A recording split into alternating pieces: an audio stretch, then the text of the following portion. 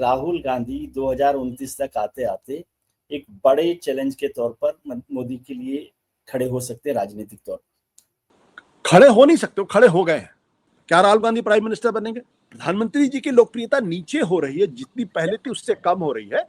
राहुल गांधी की लोकप्रियता बढ़ रही है, जितनी पहले थी उससे ज्यादा बढ़ती जाए। राहुल गांधी का ग्राफ लगातार बढ़ता जा रहा है। दलितों, पिछड़ों में और अल्पसंख्यकों में, इन तीनों में भारतीय जनता पार्टी तब तक अपने बल पे सरकार नहीं बना पाई जब तक उनके पास नरेंद्र मोदी जैसा मजबूत नेता नहीं आ गया। अटल बिहारी वाजपेयी, लाल कृष्ण आडवाणी भी वो करिश्मा नहीं कर पाए।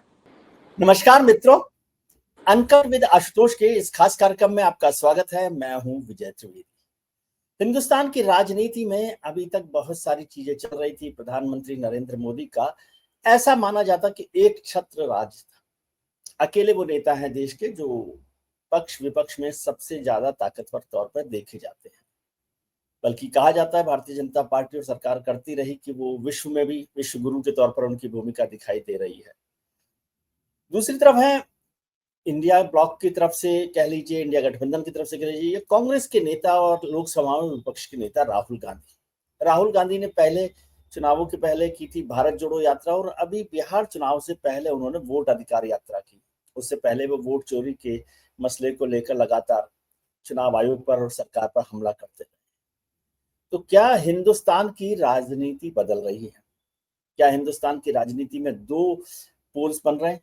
राहुल गांधी क्या मजबूत होकर निकल रहे हैं, या केवल वो ऐसे ही हंगामा करते रहते हैं? वोट अधिकार यात्रा का कोई फायदा होगा नहीं होगा? वोट चोरी के मसले पर क्या बात हो रही है? और प्रधानमंत्री लगातार अमेरिका, चाइना, जीएसटी, संघ, इन सब के साथ लगातार काम कर रहे हैं और बदलाव करते जा रहे हैं। क्या हो रहा है हिंदुस्तान की राजनीति पर, इस पर चर्चा करेंगे। राजनीति के विशेषज्ञ और पत्रकारिता में लंबा और खरी खरी बातों का कहने का बड़ा अनुभव रखने वाले मेरे मित्र आशुतोष, जो सत्य हिंदी के फाउंडर भी हैं, उनके साथ बात करते हैं। आशुतोष जी, बहुत बहुत स्वागत है आपका। जी, बहुत बहुत शुक्रिया। जो है गर्मा रही है, क्या आपको लग रहा है कि प्रधानमंत्री जी जिस तरह से अभी चीन में यात्रा करके आए, लोगों ने तो कहा, न्यूयॉर्क टाइम्स ने छापा कि भाई 4 में से 3 सुपर पावर्स एक साथ हैं, जब उन्होंने एक फोटो लगाई पुतिन साहब की, शी जिनपिंग की और नरेंद्र मोदी जी की। क्या ऐसा हो रहा है? बहुत बहुत शुक्रिया विजय जी। देखिए, हमें किसी मुगालते में, कम से कम हिंदुस्तानियों को किसी मुगालते में नहीं रहना चाहिए कि हम सुपर पावर बन गए।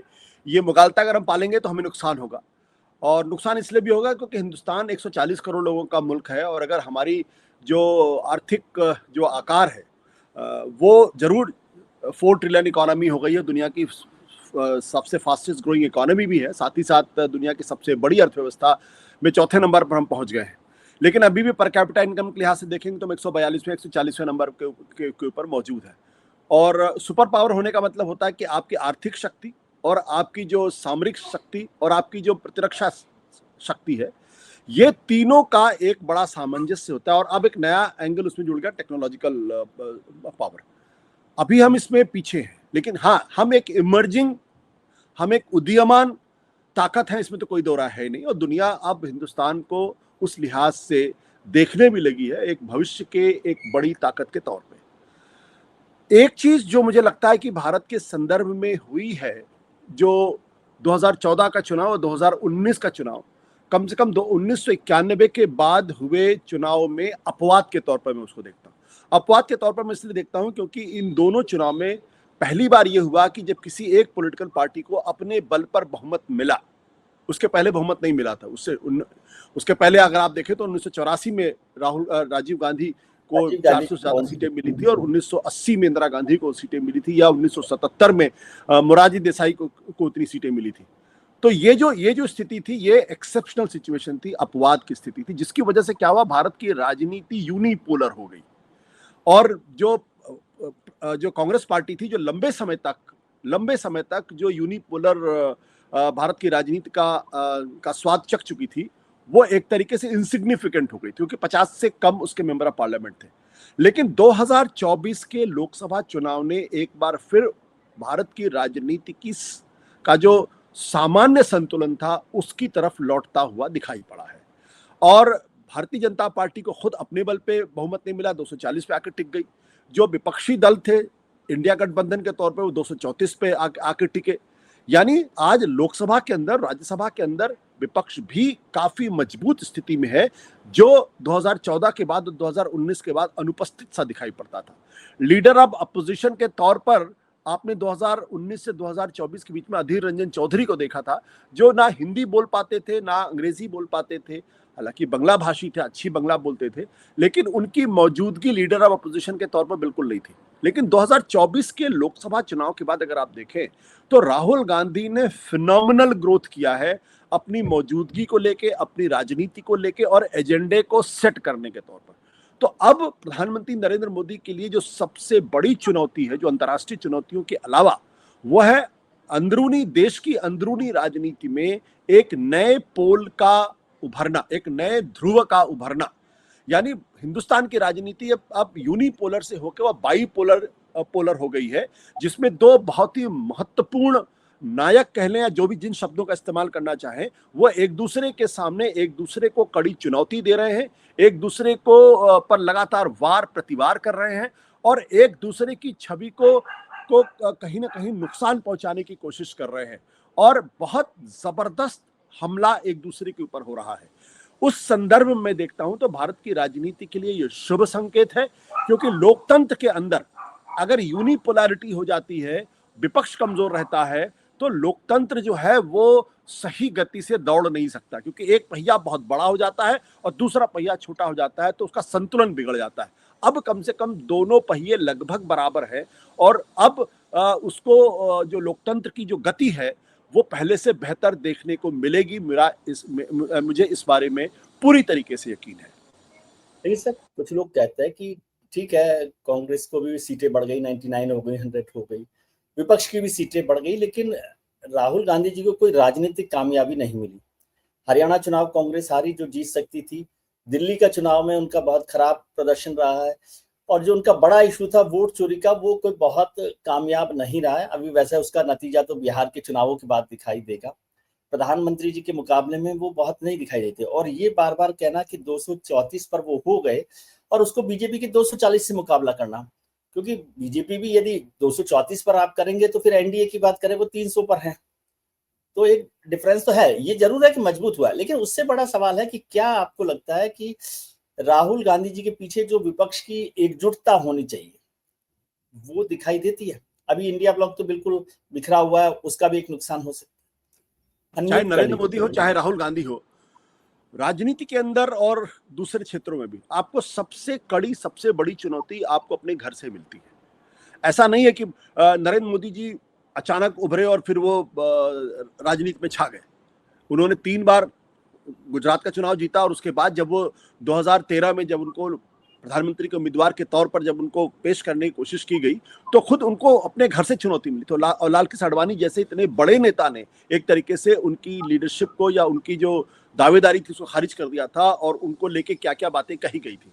तो उसी तरीके से राहुल गांधी के बारे में ये कहा जाता था 2014 से लेकर 2019 और 2024 तक ये माना जाता था कि दरअसल वो इसलिए विपक्ष में है, इसलिए कांग्रेस पार्टी का नेतृत्व कर रहे हैं या कांग्रेस पार्टी को दिशा दे रहे हैं क्योंकि वो एंटाइटल्ड है। वो एक ऐसे परिवार से आते हैं जिसको बचपन में ही चांदी के चम्मच से जो है वो उनको खाना खिलाया गया है, तो उन्होंने अर्न नहीं किया था। लेकिन इसकी शुरुआत भारत जोड़ो यात्रा के समय से हुई, जब उनको 2 बार भारत जोड़ो यात्रा करनी पड़ी, पैदल जाना पड़ा, लोगों से मिलना पड़ा, लोगों के मुद्दों को समझना पड़ा। यानी जो ये मान के चल रहे थे कि सत्ता तो मेरे घर की दाई माँ है और मुझे तो मिल ही जाएगी, जब उनको सड़क पे निकलना पड़ा, जब उनको टी शर्ट में भयानक सर्दी में खड़ा होना पड़ा, तब वो जो एंटाइटलमेंट था, सेंस ऑफ एंटाइटलमेंट में पूरी तरीके से खत्म हुआ है। और उसके बाद से आप लगातार देखें तो राहुल गांधी की अपनी छवि में इंप्रूवमेंट हुआ है, राहुल गांधी की कांग्रेस पार्टी को उसका फायदा हुआ, उनकी सीटें भी बढ़ी हैं। लेकिन सबसे बड़ी बात जो विपक्ष की होती है वो ये है सरकार को लगातार कटघरे में खड़ा करना। राहुल गांधी उसके पहले भी वो विपक्ष में थे, मेंबर ऑफ पार्लियामेंट थे, लेकिन उस तरीके से मुद्दों को वो नहीं रख पा रहे थे या रख पाने में असमर्थ थे। अब 2024 के बाद अगर आप देखें तो न केवल लीडर ऑफ अपोजिशन है बल्कि पॉलिटिकल ऑप्टिक्स के तौर पर भी वो लगातार सरकार पर हमले कर रहे हैं और लगातार सरकार को डिफेंसिव कर रहे हैं। ये कोई मामूली बात नहीं है कि भारतीय जनता पार्टी और आरएसएस को जो मानती है कि जो ये कास्ट सेंसस जैसी चीज है उससे हिंदू एकता को नुकसान पहुंचेगा, अंततः वो सरेंडर करते हैं और मानते हैं कि कास्ट सेंसस होना चाहिए।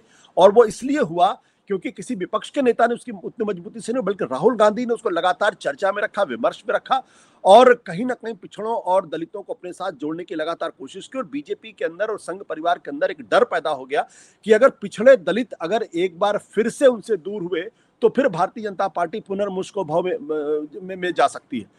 ये मजबूरी थी। तो ये राहुल गांधी की कामयाबी है, क्योंकि हमारे यहाँ राहुल गांधी की कामयाबी को लेकर चर्चा होती ही नहीं है। अब उसके लिए बहुत सारे कारण, फिर कभी इसके बारे में बातचीत करेंगे।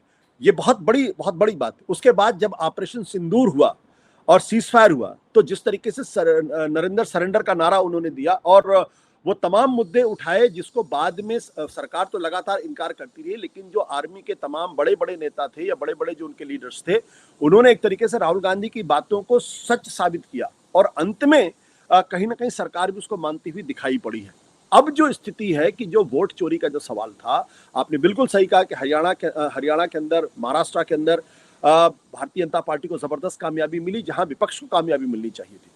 लेकिन इन दोनों जीत पर जिस कामयाबी के साथ राहुल गांधी ने और विपक्ष ने जीत पर एक शंका, एक प्रश्न चिन्ह लगा दिया है, वो इस बात को दर्शाता है कि जो सवाल इन्होंने वोट चोरी को लेकर खड़े किए या जो सवाल इन्होंने चुनावी प्रक्रिया को मैनिपुलेट करने का खड़ा किया, उसका मजबूत जवाब नहीं दे पाई।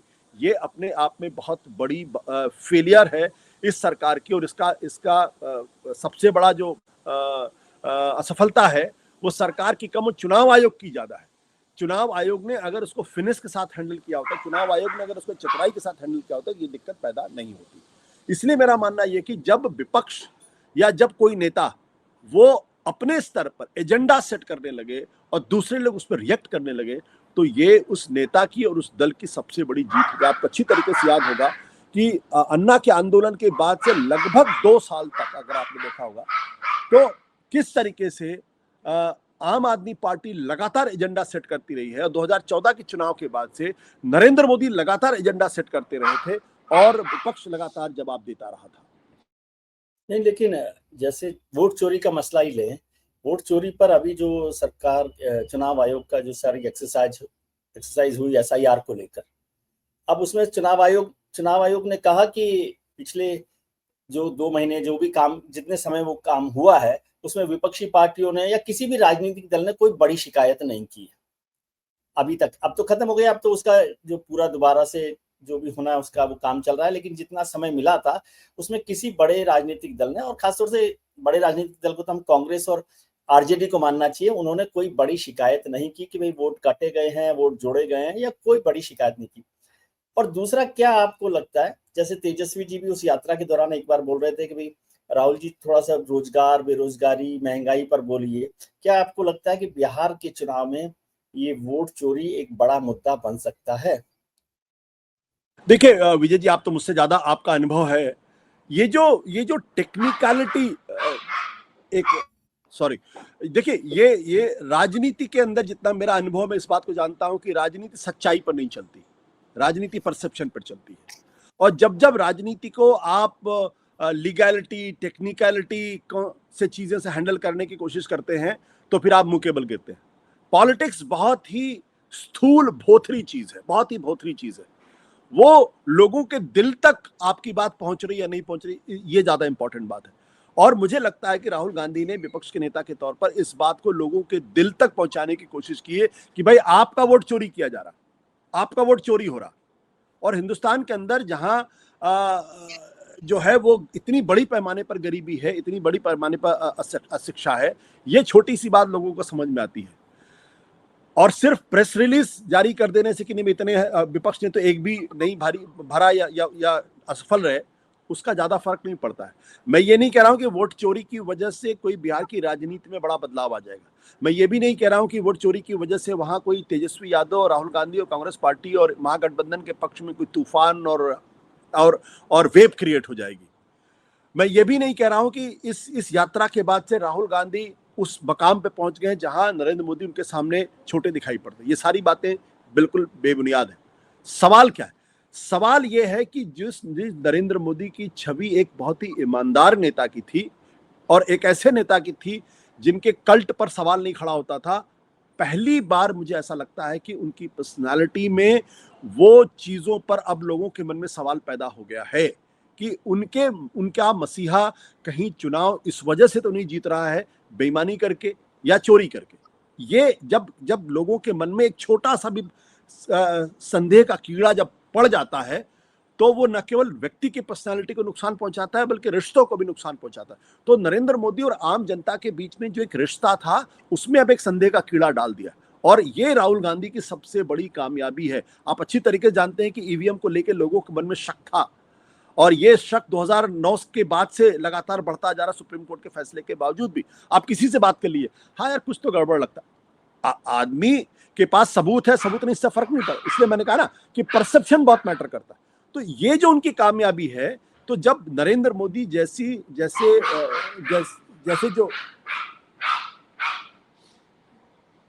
कोई बात नहीं। हाँ, नरेंद्र मोदी जैसे शख्स की जो पूरी पॉलिटिक्स है वो कल्ट ऑफ पर्सनालिटी पर डिपेंड करती है और अगर उनकी पर्सनालिटी को जरा सा भी नुकसान पहुंचेगा तो उसका नुकसान उनको भी पहुंचेगा। उनकी वोट जिसे कहते हैं ना कि चुनाव जिताने की जो क्षमता उस पर भी असर पड़ेगा, पार्टी को भी उसका नुकसान होगा।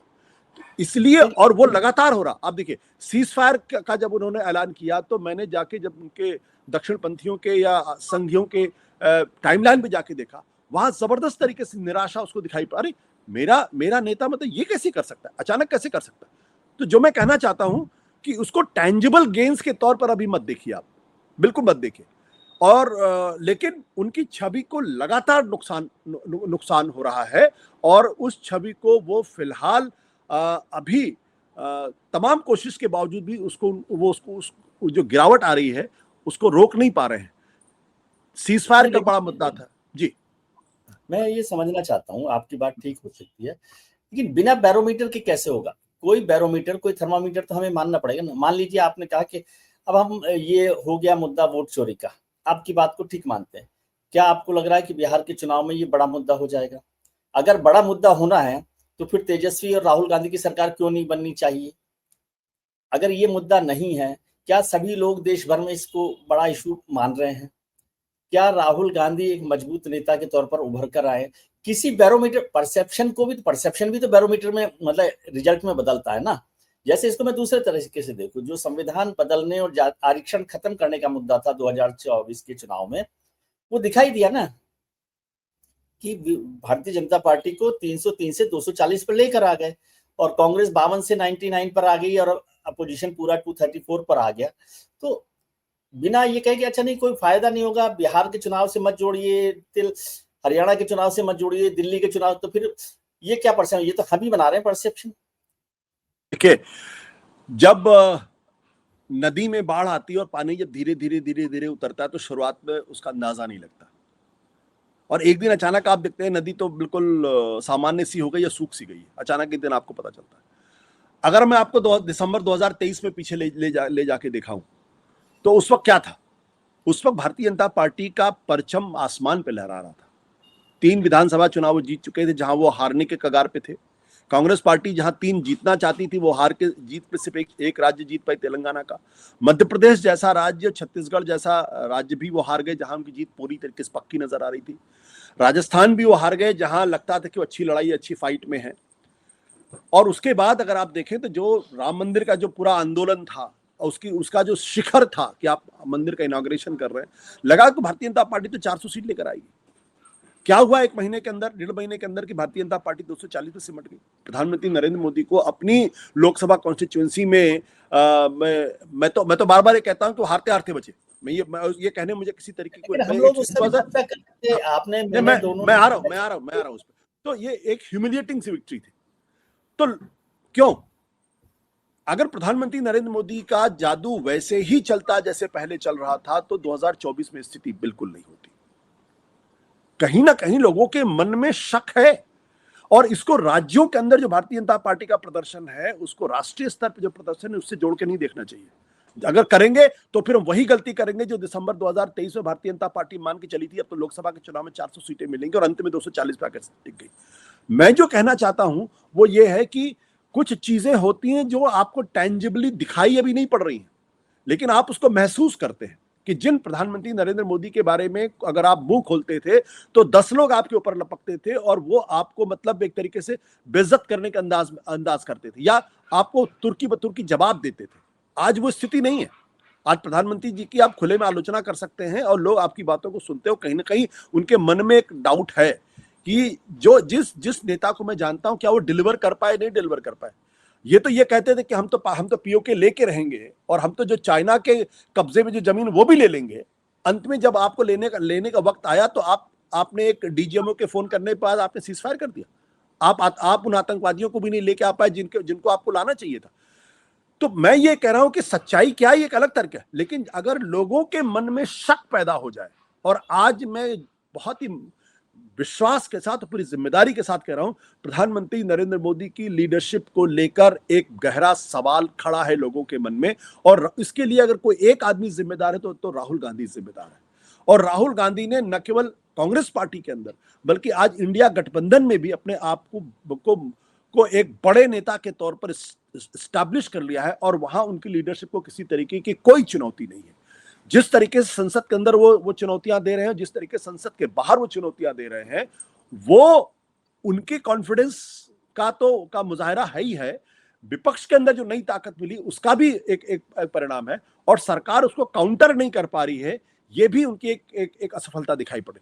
मैं जो कहना चाहता हूं बहुत स्पष्ट है कि बिहार के चुनाव में क्या स्थिति होगी मैं आज कहने की स्थिति में नहीं हूं, क्योंकि अभी बिहार के चुनाव में बहुत वक्त की एंटी इनकम्बेंसी और नीतीश कुमार के कमजोर मुख्यमंत्री होने और वोट चोरी का जिसको आप कहते हैं बहुत बड़ा इशू है, उसके बाद भी आप सरकार नहीं बना रहे, तो फिर मतलब कैसे माने, कैसे आप ये बताइए। नहीं, ये तो जब नतीजे आएंगे तब पता चलेगा कि सरकार बना पाएंगे नहीं बना पाएंगे। आज की तारीख में हम सोच रहे हैं कि आज बन जाएगी, मैं उसका विरोध नहीं कर रहा, मैं कह रहा हूँ यदि बन जाती है तब तो ये साफ हो ही क्या भाई। यदि तेजस्वी राहुल जी की सरकार बनती है तो ये अपने आप साफ हो गया कि ये असर किया।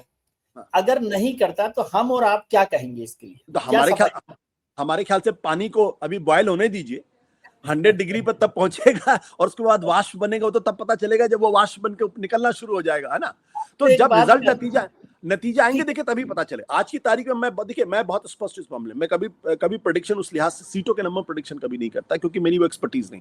लेकिन मैं जो आसमान में इस वक्त दिखाई पड़ रहा है, मैं आपको कह सकता हूं कि आज की तारीख में बिहार के अंदर जो एनडीए गठबंधन है वो कमजोर स्थिति में है, वो संघर्ष करती हुई दिखाई पड़ रही है, वो अपने ग्राउंड को रिट्रीव करने की कोशिश कर रही है। खुद नरेंद्र मोदी की लोकप्रियता पे गहरे सवाल हैं, नीतीश कुमार की लीडरशिप पे गहरे सवाल हैं। वो एक बहुत ही कमजोर मुख्यमंत्री, और ये परसेप्शन बनता जा रहा है कि उनका स्वास्थ्य ठीक नहीं, ये है। और डिलीवरी के लेवल पे पिछले 5 साल के अंदर 0 डिलीवरी है। अब इन परिस्थितियों को का फायदा अगर विपक्ष को मिलता हुआ दिख रहा है, तो मैं ये मान सकता हूं कि आज की तारीख में महागठबंधन बहुत मजबूत स्थिति में है। लेकिन आप मुझसे अगर ये चाहे मैं कह दूं कि नहीं महागठबंधन की सरकार बन रही है, तो मैं ये नहीं कहूंगा। मैं कभी नहीं कहूंगा। मैं तो यही कह रहा हूँ कि मेरे हिसाब से सारे इंडिकेटर देखिए सारे इंडिकेटर ये कहते हैं कि आज की तारीख में महागठबंधन मजबूत स्थिति में है। तेजस्वी की लीडरशिप पिछले 5 साल में उभरी है। सारे ओपिनियन पोल्स में ये बात बिल्कुल खुलकर सामने आ रही है कि तेजस्वी यादव वहां नंबर 1 लीडर है आज की तारीख में, परसेप्शन के पॉइंट ऑफ व्यू से। रिजल्ट में क्या होता, नीतीश कुमार लगातार पीछे चलते जा रहे हैं, यहां तक कि प्रशांत किशोर भी आगे बढ़ते हुए दिखाई पड़ रहे हैं उससे मुझे। तो ये इस बात का हम भी तो यही कह रहे हैं कि सारे इंडिकेटर्स ऐसे दिखाई देते हैं। मैंने नीतीश कुमार जी के लिए कहा, एनडीए के लिए कहा, यही तो मैं कह रहा हूँ ये सब कमजोर हो रहे हैं, तो उसके बाद तो बननी चाहिए सरकार, ऐसा लगता है। लेकिन क्या आपको लगा कि अभी यात्रा के दौरान एक मामला हुआ था जिसमें राहुल गांधी जी से सवाल पूछा गया भाई तेजस्वी मुख्यमंत्री होंगे, तो उन्होंने उसको टाल दिया। क्या आपको लगता है कि उनको साफ कहना चाहिए था कि तेजस्वी को मुख्यमंत्री माना जाना चाहिए उम्मीदवार के तौर पर? देखिए, आप भी कोएलिशन पॉलिटिक्स को अच्छी तरीके से जानते हैं। क्या महागठबंधन में इस बात को लेकर कोई कंफ्यूजन है कि तेजस्वी यादव मुख्यमंत्री का चेहरा नहीं होंगे? आपके मन में कोई कंफ्यूजन है क्या एनडीए कांग्रेस को ऐसी स्थिति में नहीं सरकार बना ले, वो मतलब तेजस्वी से आगे आए? इसका मतलब ये बिल्कुल नहीं है। आज की तारीख में वहां 2 घोड़ों की लड़ाई है। एक तरफ नीतीश कुमार है, भले ही कमजोर हो गए लेकिन मुख्यमंत्री के चेहरे वही इंडिया की तरफ से, और महागठबंधन की तरफ से तेजस्वी यादव मुख्यमंत्री के चेहरे, इसमें कोई दो राय नहीं। अब कोएलिशन पॉलिटिक्स में आप जानते हैं बार्गेनिंग अंत तक होती है और कोई अपने पत्ते खोलना नहीं चाहता। क्या आज की तारीख में नीतीश कुमार कह सकते हैं कि मुझे आप 150 सीट दे दीजिए या आपको 50 सीट दे दीजिए? दोनों के बीच में बातचीत होगी, नेगोशिएशंस होंगे, हार्ड बार्गेनिंग होगी, कुछ सीटों पर मतभेद भी होगा, कुछ सीटों पर मनभेद भी होगा, कहीं कहीं फ्रेंडली कंटेस्ट भी होंगे। ये कोएलिशन पॉलिटिक्स से कंपल्शंस है। लेकिन मुझे नहीं लगता कि बिहार के अंदर किसी के मन में ये संदेह है कि तेजस्वी यादव महागठबंधन के मुख्यमंत्री के चेहरे नहीं होंगे।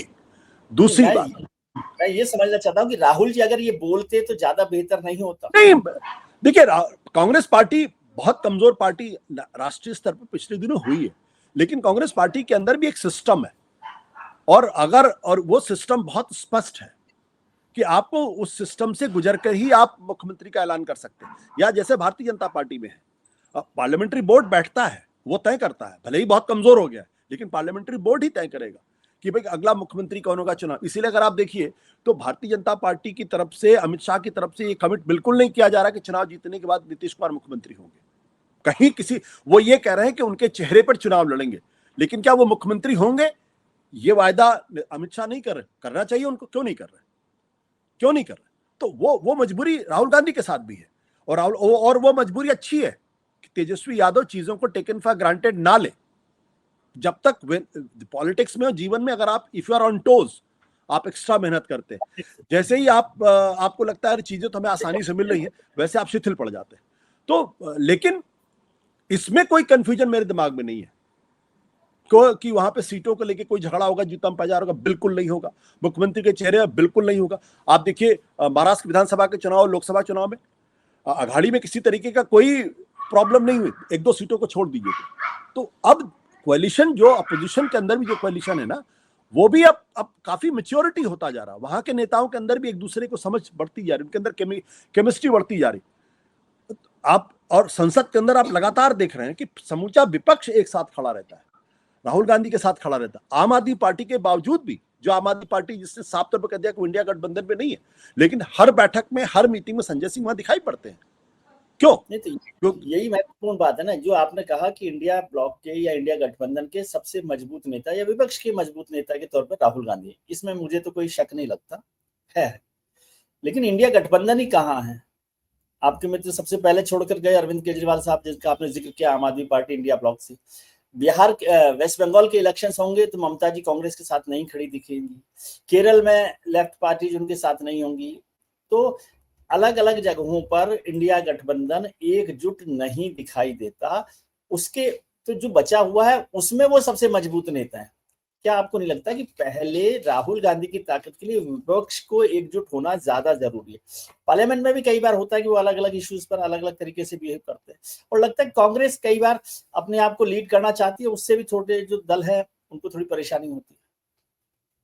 कोएलिशन पॉलिटिक्स में ये तो अंत तक चलता रहेगा।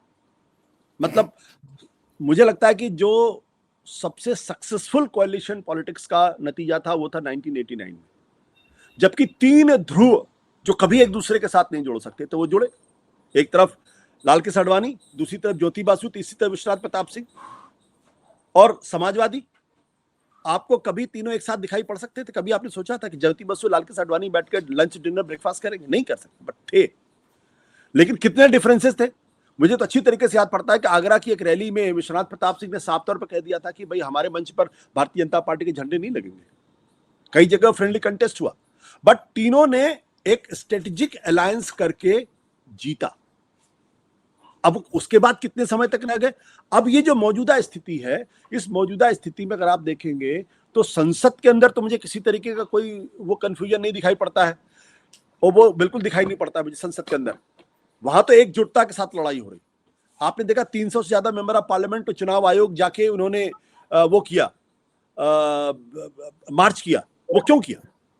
लेकिन ये भी सच्चाई है, केरल के अंदर कांग्रेस पार्टी और कम्युनिस्ट पार्टियां एक दूसरे के खिलाफ हैं। बंगाल के अंदर भले ही कांग्रेस पार्टी बहुत कमजोर हो गई हो, लेकिन ममता बनर्जी और को उनके खिलाफ लड़ना है। पंजाब के अंदर आम आदमी पार्टी और कांग्रेस पार्टी को लड़ना है। तो उसको इस संदर्भ में ना देखें कि चूंकि क्षेत्रीय स्तर पर इनके बीच में एकता नहीं है, एक दूसरे के खिलाफ खड़े हुए, इसलिए राष्ट्रीय स्तर पर एकता है। यह अद्भुत, अपने आप में बहुत ही अद्भुत प्रयोग है कि राष्ट्रीय स्तर पर इनको एकजुट रहना है, क्योंकि अगर एकजुट नहीं रहेंगे तो सारे मारे जाएंगे। क्षेत्रीय स्तर पर ये लड़ रहे हैं। तो उसको ये ना कहा जाए कि इंडिया गठबंधन बहुत कमजोर हो गया, बिल्कुल नहीं कमजोर हुआ। मैं डंके की चोट पर लिख सकता हूं। मैं ये भी कह सकता हूं कि आने वाले दिन में इसमें नवीन पटनायक और बीजू जनता दल भी शामिल हो सकता है, क्योंकि अब उसका मुकाबला उड़ीसा के अंदर जो है वो बीजेपी के साथ है।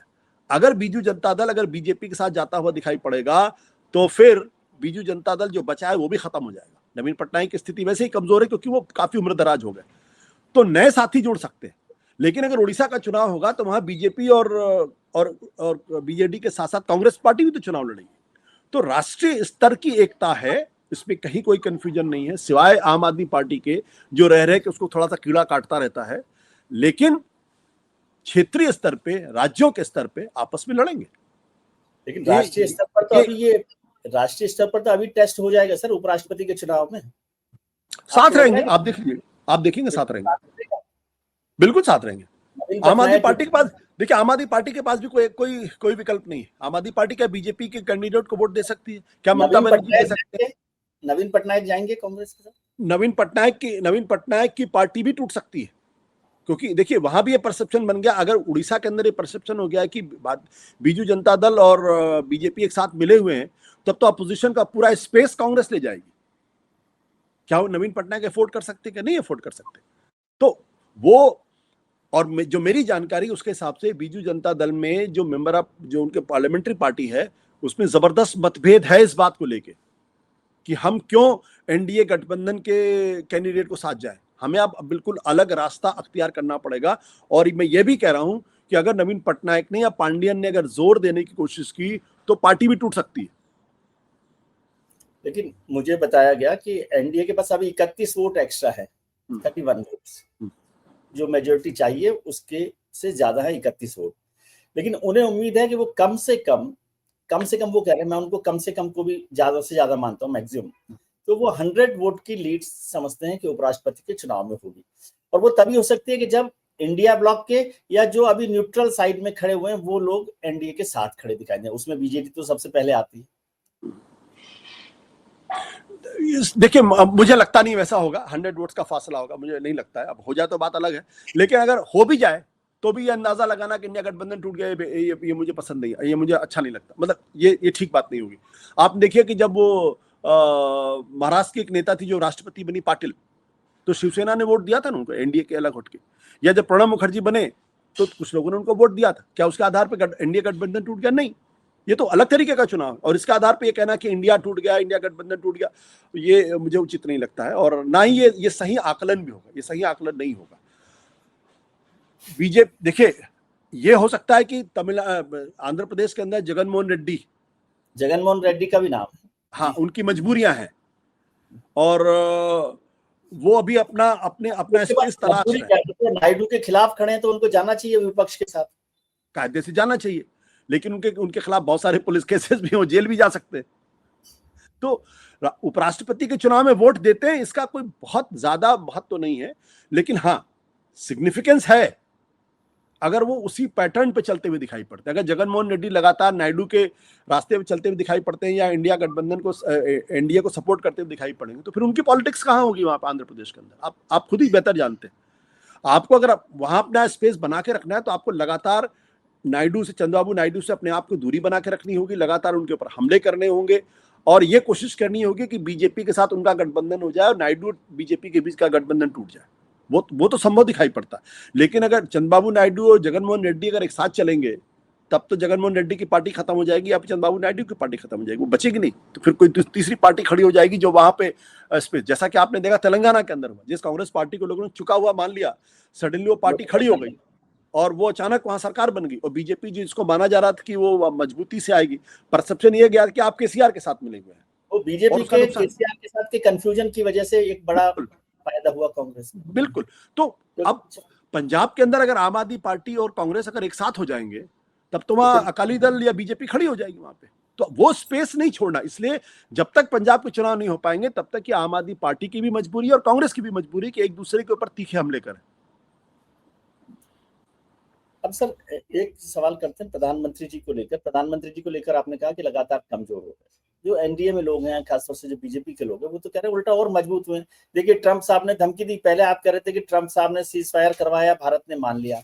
अब जो ट्रंप ने टैरिफ लगाया उससे साफ हो गया कि ट्रंप की बात नहीं मानी सरकार ने, ये इसका मतलब ये है, या उनका दखल नहीं माना गया। दूसरी बात, उससे लगा कि हम अकेले पड़ जाएंगे, तो अभी वो एससीओ की बैठक में चीन और पुतिन और प्रधानमंत्री एक साथ खड़े दिखाई दिए। तो क्या इसको आप कोई देखते हैं कि उनके जो चेंज हुआ है इंटरनेशनल पॉलिटिक्स को कह लें, या दुनिया भर में जो ग्लोबल पॉलिटिक्स चल रही है, जियो पॉलिटिक्स चल रही है, उससे मजबूत दिख रहे हैं प्रधानमंत्री? देखिए, जिससे आपने इश्क किया, जिससे आपने टूट कर प्यार किया, जिससे आप शादी करना चाहते थे, उसने आपके साथ बेवफाई कर दी और फिर आप दूसरे के साथ चले हैं, बोले मैं तो कामयाब हो गया। ये बात जमती नहीं है। हकीकत ये है कि प्रधानमंत्री जी तो डोनाल्ड ट्रंप को अपने गले लगा के उनको अपना दोस्त और क्या क्या नहीं समझ रहे थे। तो ये उनकी कामयाबी नहीं है और ये प्रधानमंत्री जी की छवि को बहुत नुकसान इससे होगा। दूसरी बात जहां तक ये कि हिंदुस्तान का कोई भी प्रधानमंत्री होता, चाहे वो नरेंद्र मोदी हो, चाहे वो इंदिरा गांधी हो, चाहे एच डी देवेगौड़ा हो या के गुजराल हो, कोई प्रधानमंत्री जो है वो अमेरिका की शर्तों पर अपना बाजार नहीं खोलेगा, खासतौर पर कृषि और डेयरी। तो ये नरेंद्र मोदी जी इस बात को बहुत अच्छी तरीके समझते हैं। अगर उनको इस देश के अंदर अपनी पॉलिटिक्स को लगातार मजबूत करते रहना होगा, तो उनको ये परसेप्शन भी देना होगा कि हम अमेरिका के सामने नहीं झुकेंगे। लेकिन ये सिर्फ नरेंद्र मोदी नहीं, कोई भी प्रधानमंत्री होता वो यही करता। इंदिरा गांधी ने जब 1971 की लड़ाई हुई तो उन्होंने अमेरिका की धमकियों को नहीं माना। ये सच्चाई। अब जो चाइना आपके शत्रु पाकिस्तान की मदद कर रहा था, आपको उनके पास जाना पड़ा। ये क्यों जाना पड़ा? क्या मोहब्बत से जाना पड़ा? नहीं। प्यार से जाना पड़ा? नहीं। मजबूरी में जाना पड़ा आपको। और जिस ऑप्टिक्स की हम बात कर रहे हैं कि प्रधानमंत्री जी और शी जिनपिंग और पुतिन खड़े हुए हैं, देखिए वो भारतीय जनता पार्टी का अपना इमेज मैनेजमेंट है, इसके अलावा कुछ नहीं है। पूरी दुनिया जानती है और सबको इस बात को मालूम है कि अगर अमेरिका से हमारे रिश्ते बेहतर होते तो हम कतई चीन के पास नहीं जाते। हम चीन के और वहां भी वो पूरा शो शी जिनपिंग का शो है। वो अमेरिकन को मैसेज दे रहे हैं कि don't take me for granted, हम भी आई एम हियर। अब हम इमर्ज कर गए, इसीलिए आप ये और मैसेज देखिए तो उसी प्रधानमंत्री दे सकते हैं ना, इस मैसेज को प्रधानमंत्री के लिए क्यों नहीं मानते आप? अगर ये मैसेज होता तो जो चीन की जो आर्मी की परेड हुई है 3 सितंबर को, उसमें वो मौजूद होते। क्यों नहीं थे वहां पे? नहीं थे ना। 26 देशों के राष्ट्राध्यक्ष थे सिवाय भारत के प्रधानमंत्री के। क्यों? ये सवाल तो है ना, इसका जवाब नहीं है इनके पास। क्यों? तो इसलिए मेरा कहना है कि, लेकिन हालांकि आप जानते अच्छी तरीके से, मैंने हमेशा ये कहा कि भारत को चीन के साथ अपने रिश्ते बेहतर करने चाहिए। मैंने कई बार इसको एक्सप्लेन कर चुका हूं। लेकिन ये कहना कि हमारा अचानक हमारी छवि बहुत अच्छी हो गई है, दुनिया में परसेप्शन चला गया, हम अमेरिका के सामने नहीं झुक रहे हैं, तो आप चीन के सामने क्यों झुक गए भाई? जो आपके मार्केट को चौपट करने में लगा हुआ था, जो पाकिस्तान की मदद कर रहा था, हमारे जो विमान गिरे, हमें जो नुकसान हुआ, ये चीन की वजह से हुआ। तो हमारा सबसे बड़ा दुश्मन। तो ये समझाइए मुझे कि आशुतोष कहें कि चीन के साथ रिश्ते रखने चाहिए, तब तो अच्छी बात है, और प्रधानमंत्री जी आशुतोष जी की बात को मान लें तो आपके लिए खराब बात है। प्रधानमंत्री जी को तो पता भी नहीं होगा कि मैं ऐसी कोई बात कर रहा हूं। बहुत बड़े आदमी है भाई, आप मेरी उनसे तुलना मत करना, मुझसे सलाह लेते हैं। देखिए, जो मैं जो कहना चाहता हूं वो ये है कि विदेश नीति में आपको जो राष्ट्रवाद की जो पर्ची है ना, वो बैक पॉकेट पर रख देनी चाहिए। उसको बार बार निकालने की जरूरत नहीं है। लेकिन जो देश हित की पर्ची है, वो हमेशा अपने दाहिने हाथ में लेके चलना चाहिए और लगातार उसको देखते रहना चाहिए किसमें हमारा देश हित है। राष्ट्रवाद तो ये कहता था कि जिस चीन ने हमारे ऊपर हमला किया, हमें उसके साथ नहीं जाना चाहिए, वो हमारा शत्रु है। लेकिन देश हित ये कहता है कि नहीं, अगर चीन से भारत को अगर कोई फायदा पहुंचता हो तो हमें उसके साथ भी रिश्ते रखने चाहिए। रिश्ते रखिए सजगता के साथ, सावधानी के साथ, अंधे मत हो जाइए। जो हम डोनाल्ड ट्रंप के साथ हम करते हुए दिखाई पड़ रहे थे, वी गॉट कंप्लीटली ब्लाइंड। आप देखिए, मतलब ये अजीबोगरीब स्थिति। मैं तो हंसता था बैठ के लेके कि हमारे यहाँ हवन हो रहा है। वो हमारे आजकल एक एक कॉर्पोरेट योगा गुरु हैं जो कहते थे, और एक दूसरे भी आजकल एक बन गए हैं कि उस सनातन सुरक्षित रहेगा डोनाल्ड ट्रंप अगर जीत जाएंगे। मतलब क्या पागलपन है, क्या बैंकरप्सी, मेंटल, जिसे कहते हैं दिवालियापन की इंतहा है। जो हार्डकोर क्रिश्चियन पॉलिटिक्स को प्रमोट कर रहा हो, आप उसको भारत के सनातन का प्रतीक बताने, उसका रक्षक बताने की कोशिश कर रहे हैं। ये क्या मतलब? इसका मतलब ये है कि कुछ लोग जो है वो प्रधानमंत्री नरेंद्र मोदी की चमचागिरी करने में अपनी आत्मा, अपना सब कुछ गिरवी रखते रहे। सोच को भी उन्होंने किसी कटघरे में रख रखा है। अरे भाई, ट्रंप है, अमेरिका का राष्ट्रपति, भारत का नहीं है। और मैं ये उस वक्त भी ये कह रहा हूं, देखेंगे इसमें कोई ऐसा बहुत बड़ा वो नहीं है सरप्राइज। सब लोग, सारे जो स्टेट्स होते हैं, उनका प्रायोरिटी नेशनल इंटरेस्ट होगा किसी भी हालत में हो, चाहे वो भारत हो, अमेरिका हो, चाइना हो, कोई भी हो, उसको नहीं। आपने दो शब्द काम में लिए, एक राष्ट्रवाद की पर्ची और एक देशहित की पर्ची। आखिरी सवाल समझता हूँ, आपसे पूछता हूँ कि क्या ये जो जीएसटी की जो सारी लिस्ट कमजोर हुई है, ये राष्ट्रवाद और देशहित की पर्ची दोनों पर साइन कर रही है या क्या है? इसका राष्ट्रवाद से कोई लेना देना नहीं है। राष्ट्रवाद अब बहुत कमजोर हो गया, वो बादल अब उड़ने लगे हैं। स्वदेशी का उन्होंने मॉडल कहा है ना कि स्वदेशी। देखो सर, अब मेरे पास वो दरअसल वो एक लिस्ट थी जो मैं आपको दिखा देता हूं अभी। राष्ट्रवाद जिस घुसपैठिए को मुद्दा बनाने की कोशिश कर रहे हैं, हमारे जो दक्षिणपंथी दोस्त हैं प्रधानमंत्री नरेंद्र मोदी के, जो ब्लाइंड सपोर्टर्स, अंधभक्त हैं, उस बात को सुन ले। 2009 में 10,602 घुसपैठियों को बांग्लादेश भेजा गया था। 2010, 2011, 2012, 2013 में 6,000, 6,000, 5,000 लोगों को भेजा गया। जब से नरेंद्र मोदी जी की सरकार आई है, 2014 में 989, 2015 में 474, 2016 में 308, 2017 में 51, 2018 में 445, 2019 में 299। मालूम है 5 साल में कितने बांग्लादेशियों को भेजा गया? 2,566। यानी 2008 से लेकर 2013 तक हर साल जितने लोग भेजे जा रहे थे, उसका आधा से भी कम 5 साल में भेजे।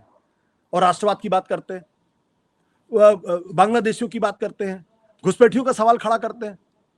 इससे ज्यादा देश को गुमराह करने की बात की क्या स्थिति होगी? आप जिस घुसपैठियों का मुद्दा बना रहे हैं, आपने 2017 में सिर्फ 51 घुसपैठिए भेजे, सिर्फ 51।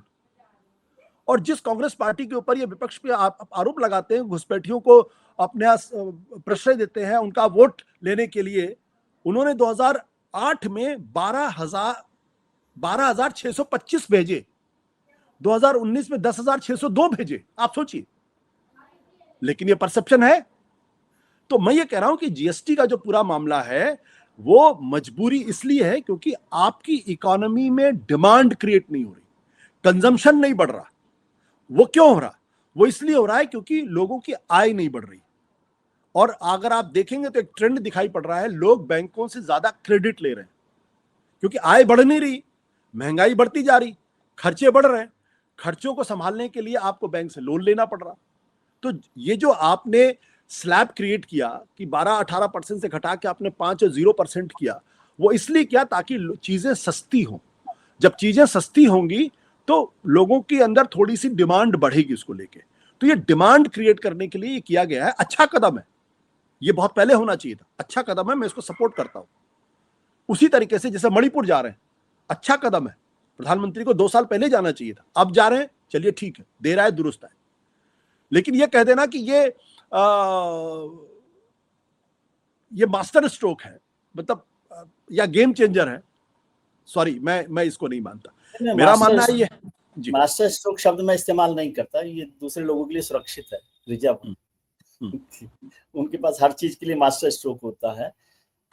आपको लग रहा है जितनी हमारी चर्चा हुई है उससे लग रहा है कि राहुल गांधी 2029 तक आते आते एक बड़े चैलेंज के तौर पर मोदी के लिए खड़े हो सकते हैं राजनीतिक तौर पर? खड़े हो नहीं सकते, खड़े हो गए हैं। अगर इस ट्रेजेक्टरी को मतलब मैं इलेक्टोरल पॉलिटिक्स के हिसाब से समझ रहा हूँ। हाँ, मैं इलेक्टोरल पॉलिटिक्स के लिहाज से ही बात करता हूँ। और वो पॉलिटिक्स में परसेप्शन का बहुत फर्क पड़ता है, बहुत ज्यादा फर्क पड़ता है। भारतीय जनता पार्टी तब तक अपने बल पे सरकार नहीं बना पाई जब तक उनके पास नरेंद्र मोदी जैसा मजबूत नेता नहीं आ गया। अटल बिहारी वाजपेयी, लाल कृष्ण आडवाणी भी वो करिश्मा नहीं कर पाए। तो अब मैं आज ये कह दूं कि नहीं 2029 में कांग्रेस पार्टी को 290 सीटें मिल जाएंगी, तो फिर मुझे इस देश की राजनीति की समझ नहीं बिल्कुल। लेकिन कांग्रेस का ग्राफ लगातार बढ़ता जा रहा है, राहुल गांधी का ग्राफ लगातार बढ़ता जा रहा है। दलितों, पिछड़ों में और अल्पसंख्यकों में, इन तीनों में उनको लेकर आकर्षण भी बढ़ता जा रहा है। इसका मतलब यह कि उनका जो सामाजिक आधार है, जो वोट परसेंटेज जो 2024 में 22% था, ये बढ़ता हुआ मुझे दिखाई पड़ रहा है। क्या ये 36% पहुंच जाएगा? अभी मैं नहीं कह सकता। क्या ये 30% क्रॉस कर लेगा? मैं भी नहीं कह सकता। क्या कांग्रेस अपने बल पर सरकार बना पाएगी? अभी मैं नहीं कह सकता। क्या राहुल गांधी प्राइम मिनिस्टर बनेंगे? मैं भी नहीं कह सकता। लेकिन मैं उस ट्रेजेक्टरी को ऊपर जाते हुए देख रहा हूं, और वो जो ट्रेजेक्टरी ऊपर जाते हुए दिख रही है, वो नीचे भी जा सकती है अगर आपने कोई ब्लंडर कर दिया तो। लेकिन आज की तारीख में नरेंद्र मोदी की ट्रेजेक्टरी ऐसी नीचे जाती हुई दिखाई पड़ रही है और राहुल गांधी की ट्रेजेक्टरी ऐसे ऊपर जाती हुई दिखाई पड़ रही है। लेकिन इसका मतलब ये नहीं है कि राहुल गांधी यहां पहुंच गए हैं और प्रधानमंत्री यहां, ऐसा नहीं, ऐसा बिल्कुल नहीं। ये यहां पर थे, ऐसे आ रहे हैं, और ये यहां पे हैं तो ऊपर जा रहे हैं। अभी भी गैप है दोनों के बीच में। ऐसा नहीं है कि वो राहुल गांधी की लोकप्रियता प्रधानमंत्री नरेंद्र मोदी की लोकप्रियता से ज्यादा होगी। माफ करिएगा, मैं इस मुगालते में नहीं रहता हूं। हाँ, प्रधानमंत्री जी की लोकप्रियता नीचे हो रही है, जितनी पहले थी उससे कम हो रही है। राहुल गांधी की लोकप्रियता बढ़ रही है, जितनी पहले थी उससे ज्यादा बढ़ती जाए। अब ये कहां पे आके एक दूसरे को टकराएंगे, कहां पे आके एक दूसरे को न्यूट्रलाइज कर लेंगे? क्या राहुल गांधी की लोकप्रियता प्रधानमंत्री नरेंद्र मोदी से ज्यादा हो जाएगी? हाँ, नरेंद्र मोदी से ज्यादा। जिस दिन लोकप्रियता नरेंद्र मोदी से ज्यादा हो जाएगी, उस दिन हमको कहने की जरूरत ही नहीं पड़ेगी। लेकिन परसेप्शन में जबरदस्त फर्क आया है, उनकी कार्यकलाप में फर्क आया है, उनकी एक्टिविटी में फर्क आया है, उनके जो मुद्दे उठा रहे हैं उसमें फर्क आया है। ये अपने आप में बहुत बड़ा बदलाव है राहुल गांधी की व्यक्तिगत तौर पर भी और कांग्रेस पार्टी विपक्ष के लिए भी। चलिए, बहुत अच्छी चर्चा रही है। अभी तो आप देखते हैं वक्त, अभी तो पहले बिहार के चुनावों में देखते हैं कि कितना क्या फर्क पड़ता है। लेकिन ये अच्छी बात है कि किस तरह से परसेप्शन बदल रहा है, और मैं मानता हूँ कि राजनीति में परसेप्शन ही सबसे महत्वपूर्ण है। परसेप्शन को सस्टेन करना भी एक बड़ा काम होता है वैसे, बिल्कुल। उसमें कैसे बात करेंगे, जिसका आपने भी चर्चा की, परसेप्शन कितना आगे तक बढ़ता है, ट्रेजेक्टरी उसको इम्प्रूव करते करते। चलिए, बहुत बहुत शुक्रिया आपका कि आपने वक्त निकाला उसका, और एक बेहतर चर्चा हम लोगों ने देखी। आपको अच्छी लगी होगी ये चर्चा। आप अपना ख्याल रखिए और उनका ख्याल रखिए जो आपका ख्याल रखते हैं। अपने मित्रों, परिजनों, रिश्तेदारों के साथ खुश रहिए, मस्त रहिए, व्यस्त रहिए और स्वस्थ रहिए। नमस्कार, प्रणाम, आभार। क्या बात है, थैंक यू, थैंक यू। हमारे लिए ये सबसे जरूरी है कि सब लोग मस्त रहें, व्यस्त रहें, स्वस्थ रहें, बाकी किसी की ट्रेजेक्टरी कहीं जाए। चलिए सर, पार्टी अध्यक्ष वाला क्या हुआ, कुछ आपने पता